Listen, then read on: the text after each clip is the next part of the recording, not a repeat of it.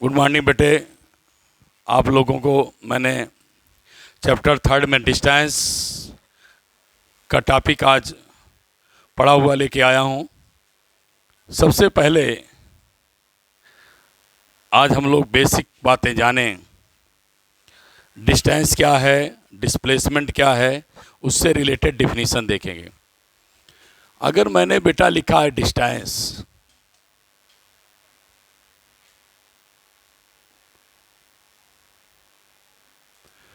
Distance क्या है? Suppose करिए कि मैं डिस्टेंस ले दिया, यहां डिस्प्लेसमेंट।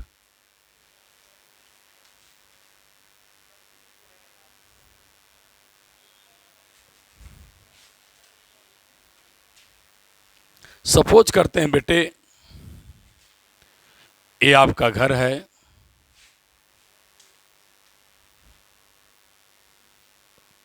ये आपका घर है, होम या हाउस जिसे आप कहते हैं। ये आपका स्कूल है।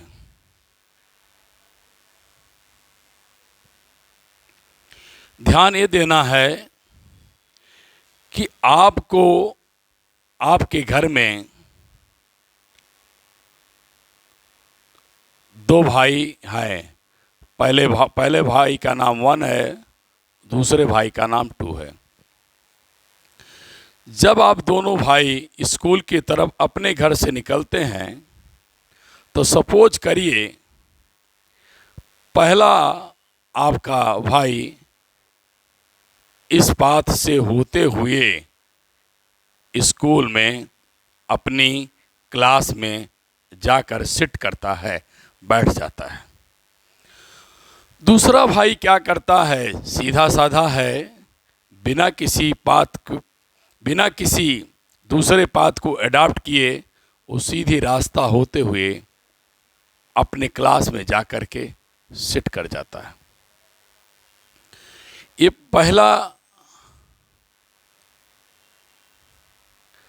पहले बच्चे की पोजीशन है, ये दूसरे बच्चे की पोजीशन है। मैं अब आगे डिस्टेंस डिस्प्लेसमेंट समझाना चाहता हूं। क्या है डिस्टेंस और डिस्प्लेसमेंट? जो एक्चुअल पाथ है, डिस्टेंस के लिए क्या है, डेफिनेशन क्या है? Distance is the actual path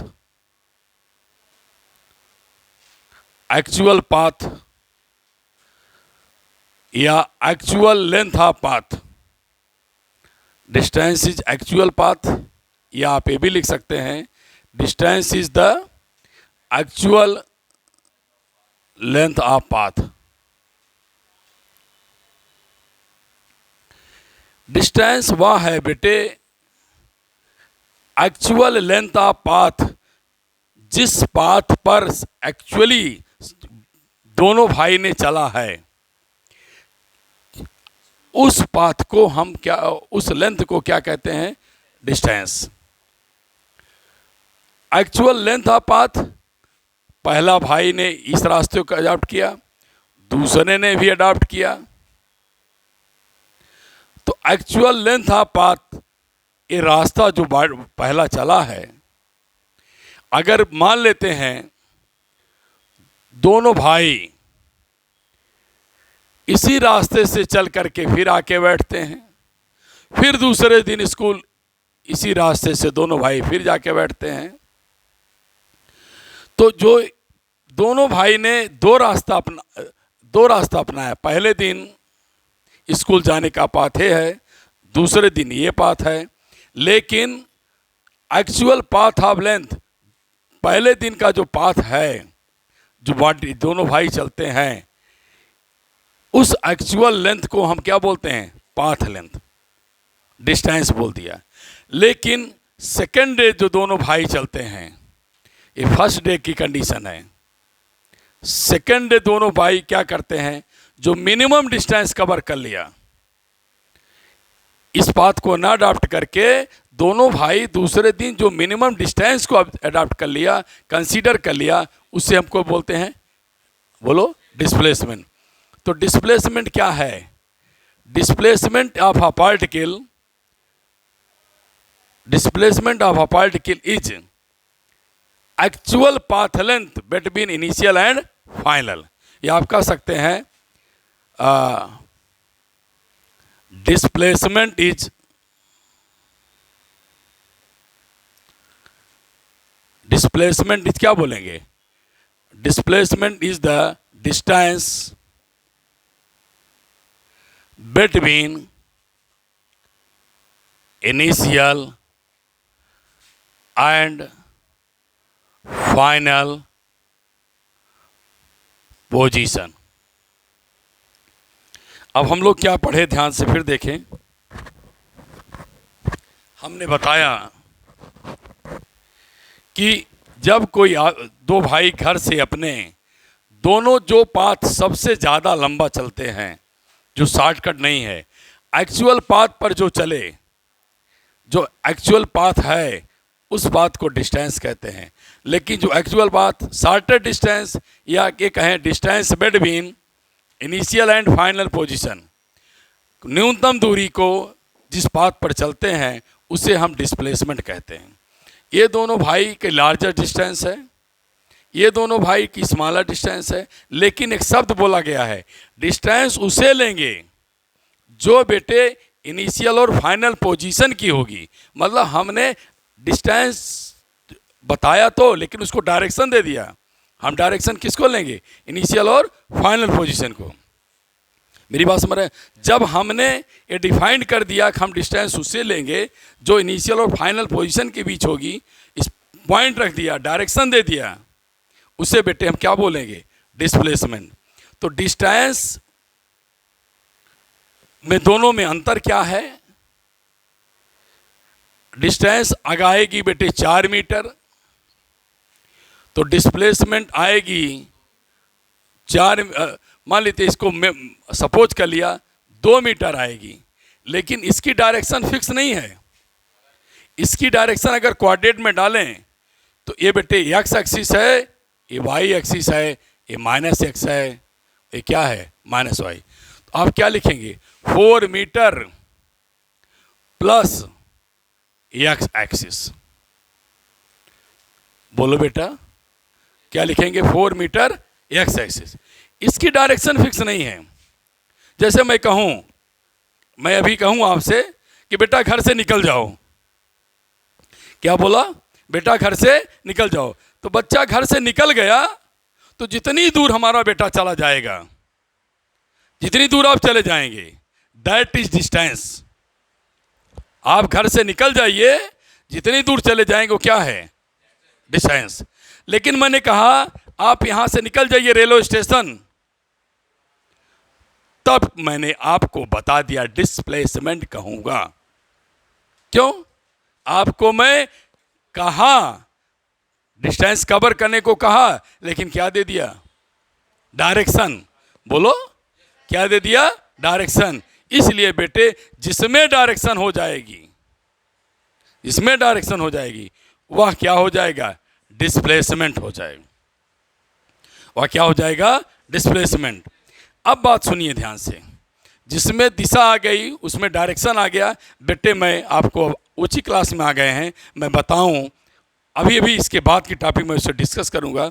उसे वेक्टर साइन लगाई जाती है, उसमें वेक्टर की डायरेक्शन लगाई जाती है, ध्यान रखना।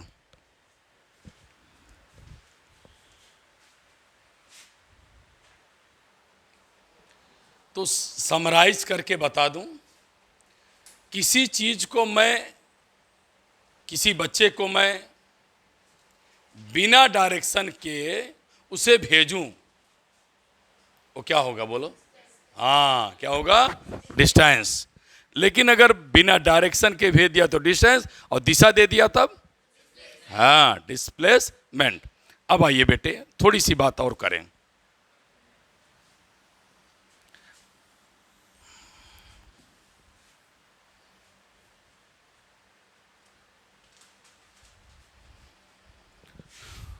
जैसे मैं एक एग्जाम्पल छोटा सा लेता हूं, ध्यान देना बेटा। सपोज किया कोई बेटा हमारा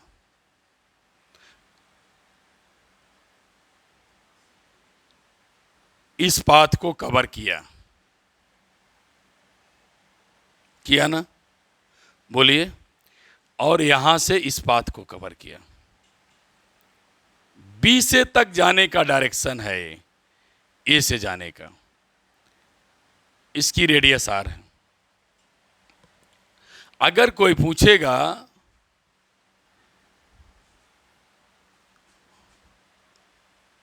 दोनों केस में डिस्टेंस और डिस्प्लेसमेंट बताइए,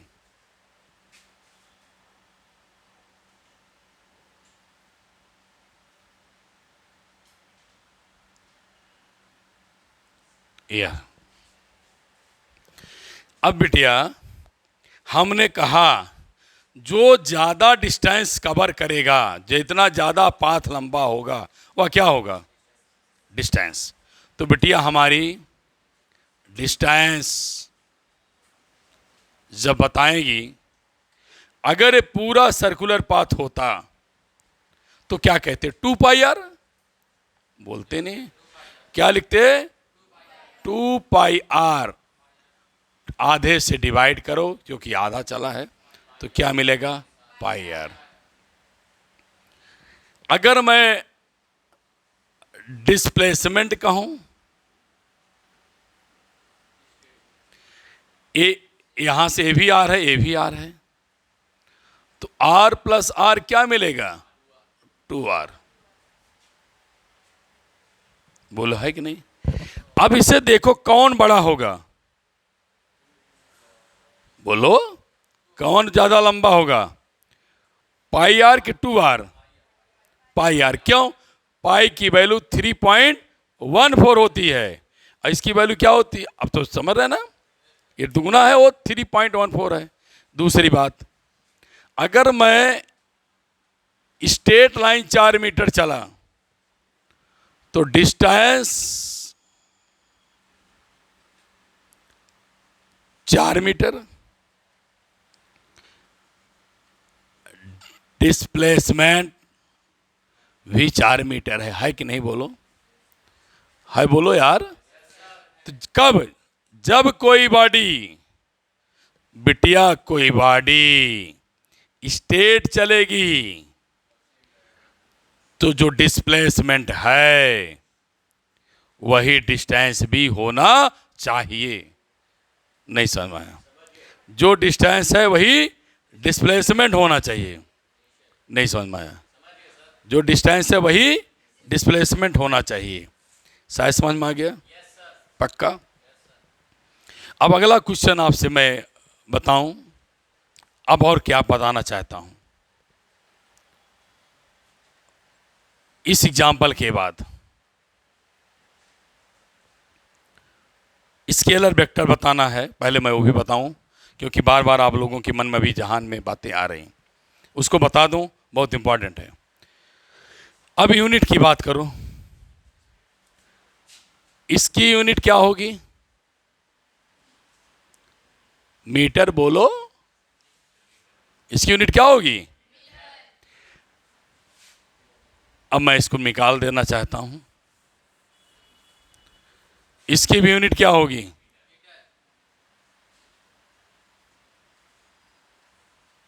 दोनों की यूनिट मीटर हो गई। डायमेंशन क्या होगा, formula,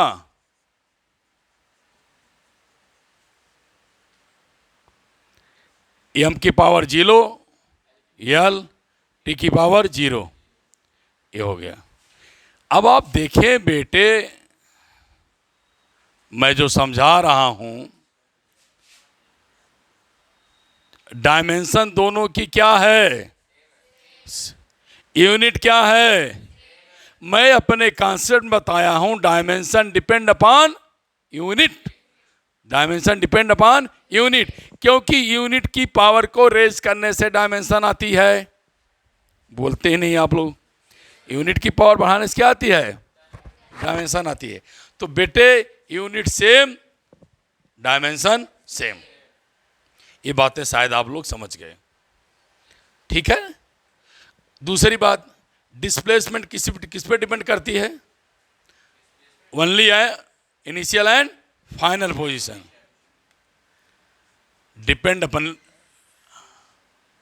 depends initial to final. बोलो बेटा, किस पर डिपेंड करेगी? इनिशियल और फाइनल पोजीशन में। Not depend upon position, not depend upon initial and final position. चलिए, पहला स्टार, दूसरा स्टार, तीसरा स्टार, चौथा। ये स्केलर है। क्या है? स्केलर क्वांटिटीज है बेटे। अभी मैं आगे बताऊंगा, इसको समझाऊंगा अभी इसी क्लास में। ये स्केलर क्वांटिटीज है, ये आपकी वेक्टर क्वांटिटी है। ये स्केलर है, सॉरी, ये वेक्टर है, ये आपकी क्या है? स्केलर। भूल गया, सोचता रहता हूँ, कभी कभी कुछ भूल जाता हूँ। ये वेक्टर क्वांटिटी है और ये स्केलर क्वांटिटी। और क्या बताएं? ये तो बता ही दिया कि डिस्टेंस, देखो ये डिस्टेंस है, ये क्या है? बोलो, डिस्प्लेसमेंट। दोनों इक्वल भी हो सकते हैं और बड़े नॉट इक्वल, ये हो गए। इक्वल कब होंगे? जब दोनों के मैग्नीट्यूड इक्वल हों। अब कहोगे सर मैग्नीट्यूड क्या बता दिए आप? ये बता दूं? नहीं आ रहा ना? चलिए, मैं इसको बताऊंगा। इसको पूरा इतना समझ में आ गया ना? इसके बाद बताता हूं। अब आइए छोटी छोटी बातें कर लें जो आप लोग और पढ़ के आए हैं बेटे। डिस्टेंस क्या हो सकती है? ऑलवेज पॉजिटिव ना? डिस्टेंस हमेशा पॉजिटिव होती है। नेवर, बोलो, और क्या? जीरो। ना तो वो नेगेटिव होती है, जीरो होती है, हमेशा क्या होती है? Positive. Displacement positive, negative, zero भी हो सकती है, मे बी। ये पॉजिटिव भी हो सकती है, नेगेटिव भी हो सकती है, जीरो भी हो सकती है। ठीक है? Positive, negative, zero. ठीक। अब आइए आगे बात करते हैं इस पर। और सुंदर सा टॉपिक है जो अक्सर कंपटीशन में लिखा हुआ मिलता है बेटिया। एक दोनों को मिलाकर के एक टॉपिक और है जिसको मैं आपसे कंसीडर करना चाह रहा हूं।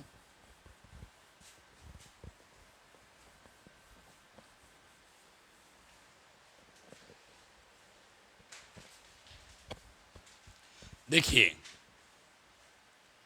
डिस्टेंस आपने बताया, डिस्प्लेसमेंट से बड़ा होता है। बोला बेटा, होता है कि नहीं होता है?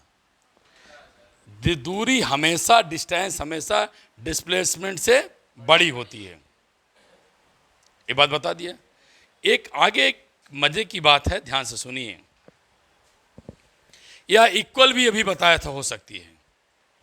बोलिए, कब? जब स्ट्रेट लाइन चले।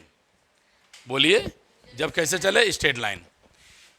ये तो बात, लेकिन जब इसका डिस्प्लेसमेंट का मैग्नीट्यूड ले लेंगे तो दोनों इक्वल हो जाएंगे। दोनों को अगर मैग्नीट्यूड ले लें बेटे, डायरेक्शन केवल ले ले, मैग्नीट्यूड ले लें तो दोनों क्या हो जाएगी? इक्वल हो जाएगी। तो अब ये इक्वल की साइन लगा दीजिए।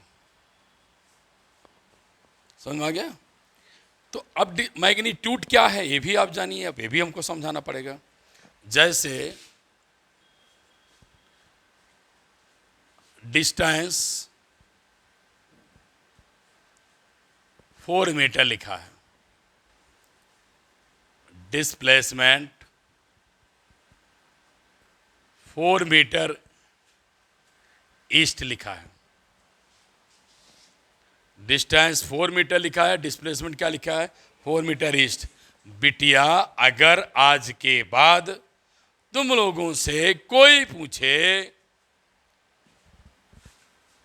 पूछे क्या ये दो लाइन क्या है, इन दोनों लाइन का नाम बेटे बता दोगे? इनको पढ़ा जाता है मैग्नीट्यूड। मैग्नीट्यूड या मॉडुलस। क्यों मॉडुलस कहते हैं? Modulus of display. अब जब बिटिया मैग्नीट्यूड निकालेगी तो केवल क्या लिखेगी? 4 मीटर। क्या लिखेगी? 4 मीटर। अब जब मैग्नीट्यूड लेंगे डायरेक्शन को यहां से डिलीट कर देंगे। यही मैं कह रहा हूं, डिस्टेंस हमेशा इक्वल होता है, लेकिन ऐसा भी हो सकता है कि ए से बी कोई बिटिया जाती है 4 मीटर तो डिस्टेंस है, अब 4 मीटर ईस्ट लिख दिया, डायरेक्शन दे दिया, तो क्या कर दिया बोलो? डिस्प्लेस क्या लिख देता यार? डिस्प्लेसमेंट हो गया। ये क्या हो गया? डिस्टेंस। आप ही बता रहे हैं ये बड़ा होता है हमेशा, लेकिन एक ऐसी कंडीशन है, इमेजिन करना है फिजिक्स को, एक ऐसी कंडीशन है कि दोनों इक्वल भी हो सकती हैं। मेरे बेटे कब होंगी? जब हम स्ट्रेट लाइन जाएंगे। कैसे जाएंगे? Straight line. देख लो कैसे, जो डिस्टेंस है वही डिस्प्लेसमेंट है। कब? जब वह स्ट्रेट लाइन चले। लेकिन जब तक इसमें डायरेक्शन नहीं है तो डिस्टेंस है, डायरेक्शन आ गई तो डिस्प्लेसमेंट हो गया। लेकिन मेरा बेटा कहता है सर मॉड लगा दो, मैग्नीट्यूड ले लो। तो मॉड और मैग्नीट्यूड लगा लेने से डायरेक्शन हट जाती है। याद कर लो, याद करना पड़ेगा, मुझे पर डे सिखाना है आपको नई चीज। मॉड लगाने से बोलो क्या होगा? डिस्टेंस हट जाएगा। जब हो गया ये बेटे तो आप तो कह ही देंगे कि हाँ क्या इक्वल है? क्या इक्वल है? डिस्टेंस इक्वल टू क्या? डिस्प्लेसमेंट। लेकिन मॉड लगाए रहना। बोलो यार, समझा पाया? ले जाइए घर भी, आइए देखिए। फिर एक और बम दगा दूं, मैथ में टीचर आपको बताएंगे बेटे क्या है? ग्रेटर है ना? ए बी से क्या है? बड़ा है। एक बिटिया कहती है ए बी के इक्वल है, तीसरी बेटा एक बच्चा कहता है ए इज ग्रेटर देन बी। इस सिंबल को लिख दिया तो सब बराबर। नहीं समझ में आया? क्या फिजिक्स है क्या मैथ है? मैं तो दोनों में हूं। मैथ भी मेरे सर पे, केमिस्ट्री भी मेरे सर पे, फिजिक्स मेरी है ही। तो मैं बिना आप लोग फिजिक्स केमिस्ट्री के कॉम्बिनेशन से मेरे विषय को आगे नहीं ले जा सकते। तो थोड़ा थोड़ा आपको खाना खाने के साथ भी चटनी देना पड़ेगा मैथ फिजिक्स केमिस्ट्री की। परेशान मत होइएगा, लेकिन मैं ऐसा समझाऊंगा कि आपको याद हो जाएगा। खाने की आदत डाल लीजिए, खिलाऊंगा मैं। ये बड़ा का साइन था, ए बड़ा है बी से, ए क्या है? दोनों इक्वल हैं, दोनों को मिला दो। हाँ, ये क्या बोलते हैं इसको जानते हो? इनइक्वलिटीज। मैथमेटिक्स क्या बोलते हैं? इनइक्वलिटीज। हाँ, मैं बिटिया माँ समझाता है। ये क्या है? बी से बड़ा और इक्वल है। नहीं समझ में आई बात? समझ गए सबको बढ़िया से? चलिए,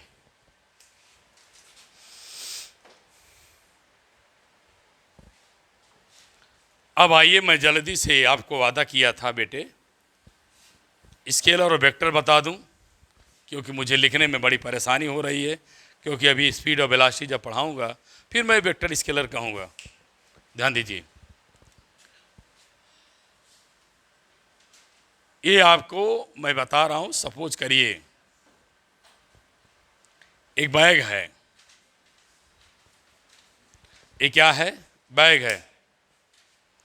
इस बैग में फिजिक्स के फिजिकल क्वांटिटी लिखी हुई पड़ी हुई है।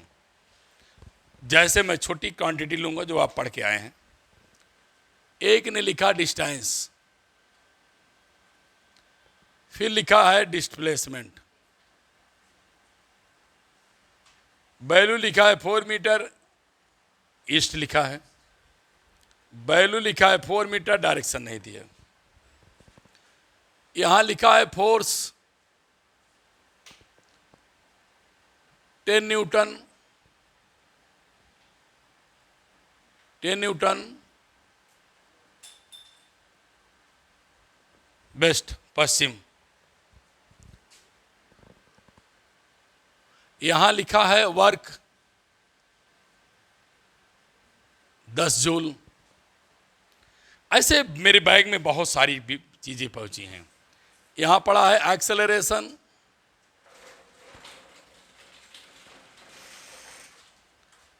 4 मीटर पर सेकंड स्क्वायर नॉर्थ। यहां लिखा है बेटे स्पीड 4 मीटर पर सेकंड। यहां लिखा है बेटे वेलोसिटी 4 मीटर पर सेकंड ईस्ट। अब जब मेरे बच्चे ने बैग को देखा, निहारा, इसकी तरफ ताकता है, मेरे इस बैग में क्या करता है? निहारता है, देखता है। ये सब फिजिकल क्वांटिटीज हैं। पहले हमारी बात तो सुने, ये क्या है बोलो? आवाज नहीं आई। हाँ, हमसे कम उम्र है, बोला तो यार। ये सब क्या है? फिर आप आंख फाड़ के देखिए, घोर के देखिए, घोर में ऐसे निनार के देखो। इसमें क्या लिखा है? नंबर, नंबर और यूनिट लिखा है। इसमें नंबर यूनिट के साथ एक चीज और आ गए। बोलो बोलो बोलो बोलो। हाँ, बुद्धि पहचान तो लेते हो, डायरेक्शन। तो जिसके पास नंबर है, मेरी फिजिक्स कहती है मैग्नीट्यूड। बोलो, मेरी फिजिक्स क्या नाम दे दिया उसका? किसके लिए? नंबर को किसको दिखा दिया? बोले यार, मैग्नीट्यूड क्या दिखा? हाँ।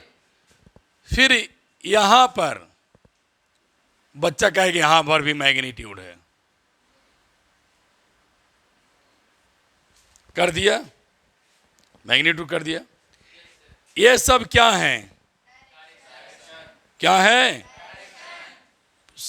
चलो, हमारे बच्चे बहुत 10th पढ़ के आए हैं। ये क्या है? डायरेक्शन। यहां पर डायरेक्शन है? बोलो बेटा, नो डायरेक्शन ना। तो फिजिक्स हमारी 2 पार्ट में बढ़ गई। एक और है बेटा टेंसर। एक और क्या है? टेंसर। ना वो स्केलर है, ना वो वेक्टर है।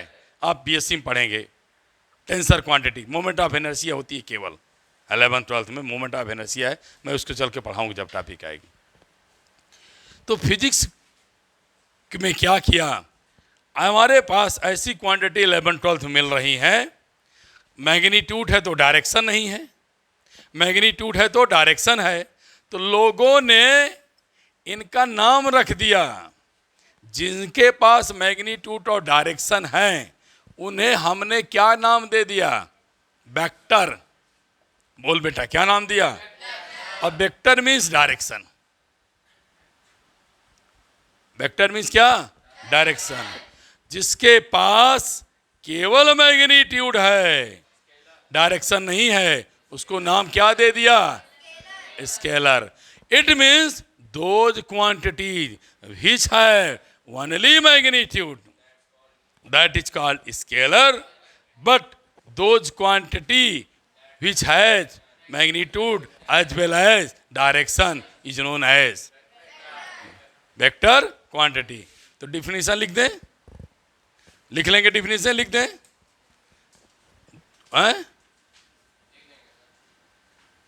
दोज क्वांटिटीज, फिजिकल क्वांटिटी लिख दो, अच्छा नहीं लगता है।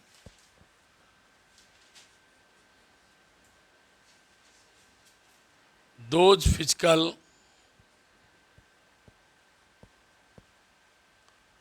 quantities which have magnitude, no direction is called scalar. आ गया समझ भैया? नहीं आया? यहाँ क्या लिखेंगे? Those quantities, those physical quantities